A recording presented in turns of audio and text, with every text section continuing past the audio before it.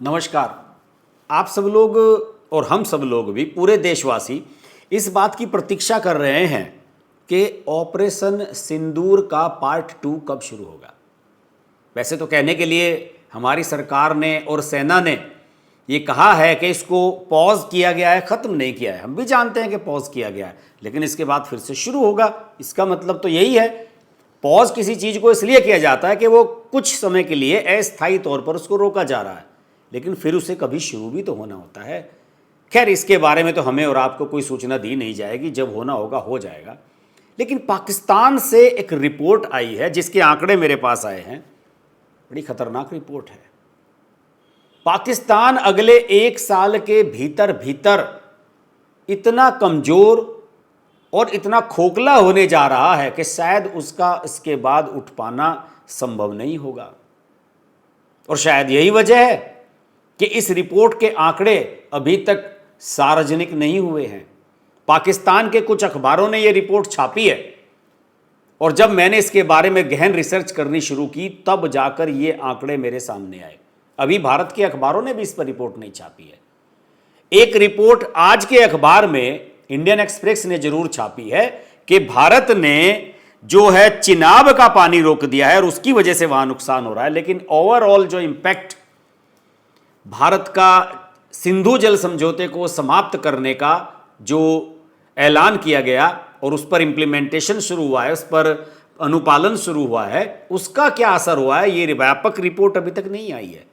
लेकिन मैंने कुछ विशेषज्ञों से इस बारे में बातचीत की और कुछ आंकड़े मैंने पाकिस्तान से जुटाने की कोशिश की, कुछ सूत्रों के हिसाब से। तो उसके बाद जो जानकारी आई वो आपके सामने रख रहा हूं, और आप समझ लीजिए कि अगर स्थिति ये है तो अगले 1 साल में पाकिस्तान का बर्बाद होना तय है। देखिए, पाकिस्तान की सबसे खराब आदत ये है कि वो जब भी भारत पर लड़ाई झगड़े की बात करता है या भारत के साथ उसका कोई तनाव होता है तो वो कहने लगता है कि हम परमाणु ऊर्जा से युक्त देश हैं, एटॉमिक हथियार हैं हमारे पास, इसलिए हमसे पंगा मत लेना।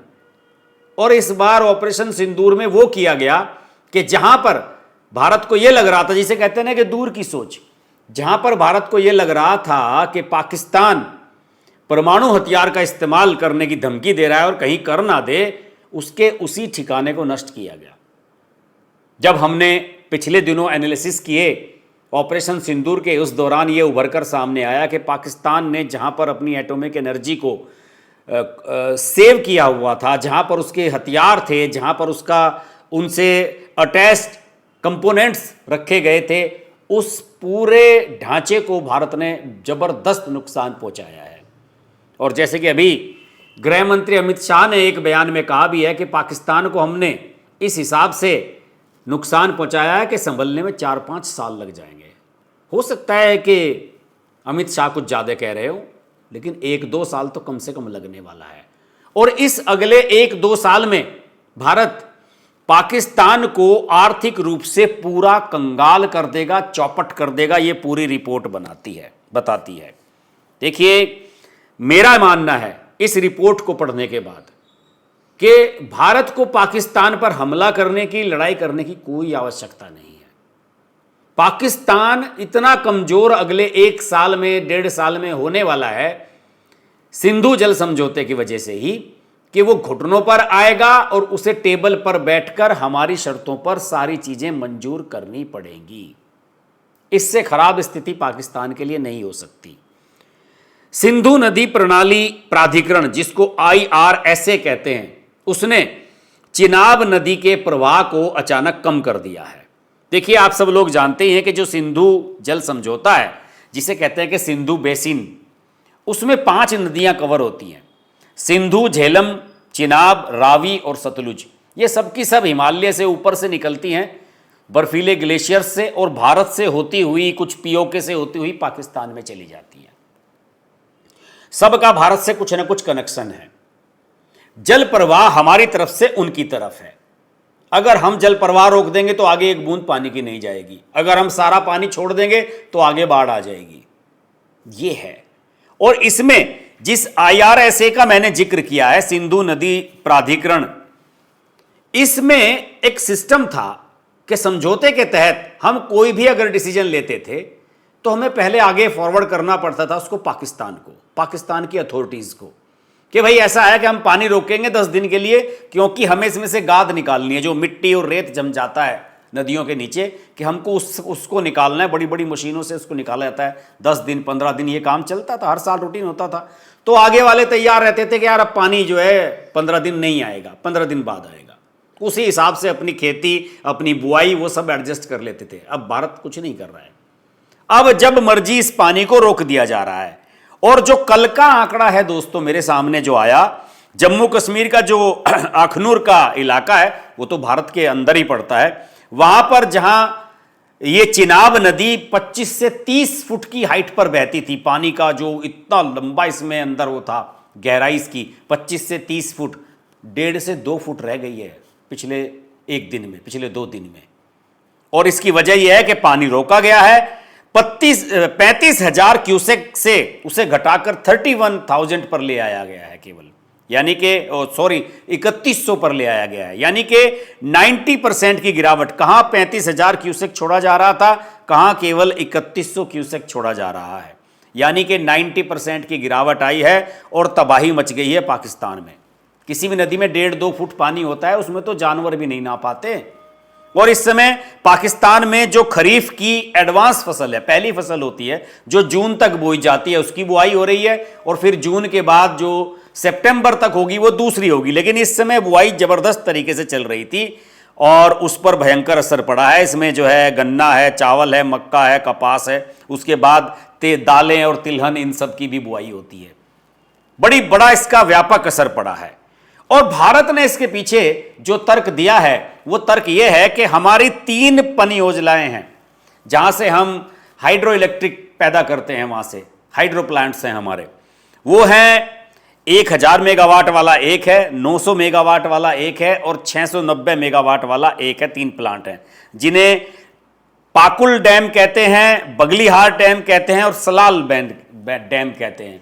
इन तीनों पर बिजली पैदा की जाती है। और आप ये समझ लीजिए कि इनमें पानी को भंडार करने की, उसको स्टोर करने की क्षमता पता कितनी है? 1.2 मिलियन एकड़ फीट पानी, यानी कि महीनों तक भारत पानी इकट्ठा कर सकता है और बिजली बना सकता है। और जब उसे लगे कि भाई पानी ज्यादा इकट्ठा हो गया, एक साथ सारा छोड़ दो, तो जो ये फसलें बोई है ना जितनी भी पाकिस्तान ने, वो सब भी बह जाएंगी और ऐसी विनाशकारी बाढ़ आएगी जो गांवों में, घरों में, शहरों में घुस जाएगा पानी। पाकिस्तान भयभीत है, परेशान है। उसे ऑपरेशन सिंदूर से ज्यादा भय अब इसका सता रहा है। किसान हंगामा करने लगे हैं, फायरिंग हो रही है। वहां के जो मंत्री हैं उनके घरों पर हमले हो रहे हैं। पंजाब में खबर आई थी पिछले दिनों, जो पाकिस्तान का पंजाब है, वहां पर एक पानी के ऊपर इतना बड़ा बवाल हुआ, एक मंत्री के घर को आग भीड़ने लगा दी। ये हालत है पाकिस्तान की। और भी हालत खराब होने जा रही है, लेकिन पाकिस्तान को शायद अकल नहीं आएगा। अल्लाह के नाम पर, दीन के नाम पर, धर्म के नाम पर, मजहब के नाम पर देश तो बना लिया, लेकिन रहे भिखारी के भिखारी ही, भारत के ऊपर ही निर्भर है। और वही अब सामने आ रहा है। भारत बता रहा है कि बेटा तुम्हारी औकात क्या है। ये चीजें अब सामने आ रही हैं। देखिए फिलहाल जो अनुमान है, उसका अनुमान यह है कि जो खरीफ की फसल है उसके लिए 21% पानी कम पड़ रहा है, और जून से सितंबर तक जो खरीफ की दूसरी फसल अब बोई जाएगी, आएगी, उसके लिए 7% पानी अभी से कम पड़ेगा।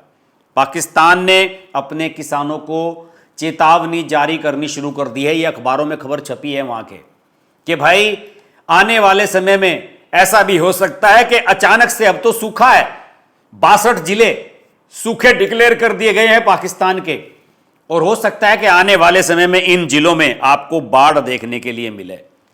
अब भारत इस पानी को रोक तो रहा है, भारत इसका मैनेजमेंट भी कर सकता है। जैसे कि रणबीर नहर है, जो मेरे ख्याल में 50-60 किलोमीटर के करीब लंबी है। भारत ने प्लान ये बनाई है कि इसको हम 120 किलोमीटर लंबी करेंगे, जिससे रोका गया पानी दूसरी जगह पर इस्तेमाल किया जा सके। हालांकि इट विल टेक टाइम, हो सकता है कि इसमें 5, 10, 15 साल भी लग जाए। लेकिन अगर पूर्ववर्ती सरकारों ने कभी इस बारे में सोचा होता, कांग्रेस की सरकारों ने इस बारे में सोचा होता कि कभी पाकिस्तान के साथ ऐसी भी ऐसी भी स्थिति आ सकती है कि हमें IWT इंडस वाटर ट्रीटी को अगर हमें खारिज करना पड़े या उसे रोकना पड़े तो हम पानी का इस्तेमाल कैसे करेंगे? किसी ने रत्ती भर ध्यान नहीं दिया। अब मोदी सरकार सोच रही है कि रणबीर नहर को 120 किलोमीटर तक खींचा जाए और उसे हिमाचल और जो बाकी इलाके हैं वहां तक इसके पानी को पहुंचाने के प्रयास किए जाएं, लेकिन ये बहुत जबरदस्त प्रयास करने के बाद संभव हो पाएगा। और मैं आपको बता दूं कि इस समय जो खरीफ की प्रारंभिक फसलों की बुआई पाकिस्तान में चल रही है, बुरा हाल है। कपास, गन्ना, चावल नहीं बो पा रहे हैं किसान। और इसकी एक वजह यह भी है कि अभी जब सर्दियां हुई थी, सर्दियों में जो सामान्य तौर पर बारिश हुआ करती है वो भी बहुत कम हुई है। लगभग 70% बारिश कम हुई सर्दियों में। उसकी वजह से भी पिछली फसलें बर्बाद हुई हैं। सिंचाई जल की भारी कमी है और खरीफ की फसल के लिए एक अनुमान तो यह भी है कि 45% पानी कम रह सकता है। और पाकिस्तान में खेती किसानी का मैं हिसाब आपको बताऊं क्या है। वहां पर खेती किसानी का हिसाब यह है कि वहां पर 39% लोगों को रोजगार खेती देती है और वहां की जीडीपी में इसका योगदान 19% है। अगर सिंधु बेसिन, जिसकी 5 नदियां मैंने आपको गिनाई हैं, सिंधु, झेलम, चिनाब, रावी और सतलुज, उनकी बात करूं तो 80% खेती इन 5 नदियों पर टिकी हुई है। वहां की ग्लेशियर पिघलते हैं और भारत पाकिस्तान को यह पानी देता है भीख की तरह।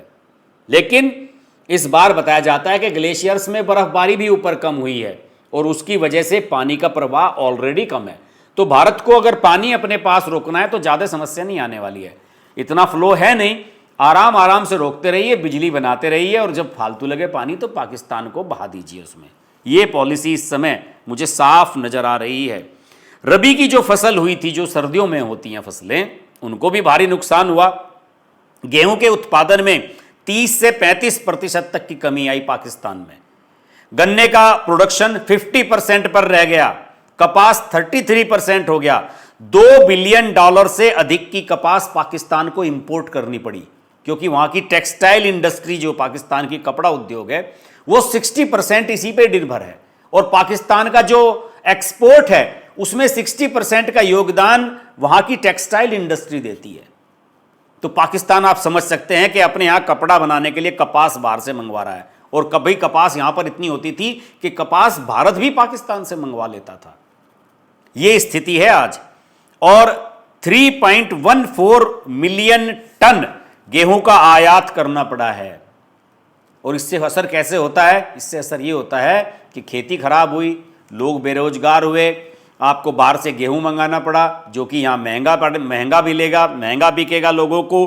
और इसका नुकसान ये होगा कि जो आपका फॉरेन एक्सचेंज है, जो आपके पास विदेशी मुद्रा का भंडार है, वो धीरे धीरे आपका ड्राई अप हो रहा है। 2 साल के अंदर पाकिस्तान कंगला हो जाएगा इस परिस्थिति में। मुझे तो डर है कि कहीं ऐसा ना हो कि अंतर्राष्ट्रीय दबाव में या किसी और दबाव में भारत सरकार इस सिंधु जल समझौते को पोस्टपोन कर दे। इसे बिल्कुल भी पोस्टपोन नहीं करना चाहिए, इसे कड़ाई से लागू करना चाहिए और पानी की एक बूंद भी पाकिस्तान की तरफ ना जा पाए, इसका काम करना चाहिए। देखिए, मैं आपको बता दूं कि जल संबंधी नुकसान से पाकिस्तान को सालाना $14 बिलियन का नुकसान होने का अनुमान है, जो रिपोर्ट मेरे पास आई है। एक साल में $14 बिलियन का, समझ सकते हैं, भट्टा बैठ जाएगा। पाकिस्तान को बर्बादी से कोई नहीं रोक सकता। इसके अलावा जो पशु हैं, वहाँ पे बहुत सारे लोग खेती किसानी करते हैं, पशुओं पर आधारित है। हमारे देश में भी हैं लोग जो मांस बेचते हैं या फिर मांस के लिए पशु पालते हैं या दूध के लिए, 2 ही तरह के लिए पशु पालते हैं। उस पर भी बड़ा असर पड़ रहा है और ये पाकिस्तान की जीडीपी में 11% है पशुधन। और इससे जो प्रोडक्शन होता है, चाहे वो ऊन का हो, चाहे वो मांस का हो, दूध का हो, उस पर भी बड़ा असर पड़ा है। सिंध और दक्षिण पंजाब का जो प्रांत है पाकिस्तान का, वहाँ पानी की भारी कमी है, पशु मर रहे हैं, बीमार हो रहे हैं, दूध और मांस का प्रोडक्शन कम हो रहा है और गाँवों में लोग बेरोजगार हो रहे हैं। मैंने आपको बताया कि 62% जिले, क्योंकि सर्दियों में बारिश कम हुई तो ऑलरेडी पानी पीछे से कम था, 62% जिले सूखाग्रस्त घोषित कर दिए गए हैं। और इसका असर कहाँ होता है? हमारा जो पानी जाता था आगे, उस पर भी पाकिस्तान ने अपने डैम बनाए हुए थे, जहाँ पर पानी से बिजली पैदा की जा रही थी, हाइड्रो प्लांट्स लगाए हुए थे, उनमें भी अब पानी नहीं है। 15 से 20% बिजली का प्रोडक्शन कम हुआ है। और एक्सपर्ट्स का जो मानना है, रिपोर्ट बहुत लंबी है, मैं बहुत आंकड़े दे सकता हूं, लेकिन एक्सपर्ट्स का यह मानना है कि भारत ने ऑपरेशन सिंदूर तो किया ही, लेकिन जो IWT को कैंसिल किया है, इंडस वाटर ट्रीटी को कैंसिल किया है, ये मास्टर स्ट्रोक है। अगर भारत इस पर सख्ती से पालन करता है तो पाकिस्तान घुटनों पर रहेगा। जो शर्त भारत मनवाना चाहेगा वो मनवा लेगा, और भारत को इसके लिए कोई मैनेजमेंट करने की भी आवश्यकता नहीं है। पाकिस्तान टर्की से और चाइना से हथियार मंगा सकता है, पानी नहीं मंगा सकता। दोनों ही, अजरबैजान, कोई भी कंट्री पानी पाकिस्तान को नहीं दे सकते। पानी पाकिस्तान को सिर्फ भारत दे सकता है, और वो देगा नहीं। आज के वीडियो में इतना ही। वीडियो अच्छा लगे तो लाइक कीजिए, शेयर कीजिए, चैनल को सब्सक्राइब कीजिए, नोटिफिकेशन का बेल आइकन प्रेस कीजिए और जुड़े रहिए हमारे साथ। नमस्कार। अगर आपको हमारी वीडियो पसंद आई तो वीडियो को लाइक करें, चैनल को सब्सक्राइब करें और नोटिफिकेशंस के लिए बेल आइकन को प्रेस करें।